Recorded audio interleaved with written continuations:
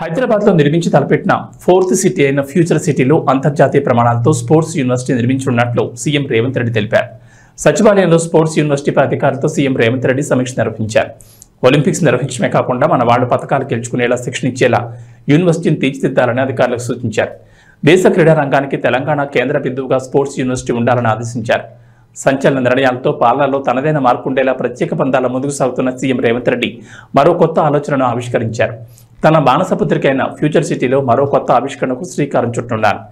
దేశ క్రీడా రంగానికి తెలంగాణ కేంద్ర బిందువుగా ఉండాలని సీఎం రేవంత్ రెడ్డి స్పష్టం చేశారు. ఫోర్త్ సిటీలో భాగంగా తలపెట్టిన యంగ్ ఇండియా స్పోర్ట్స్ యూనివర్సిటీపై ఉన్నతాధికారులతో సీఎం చర్చించారు.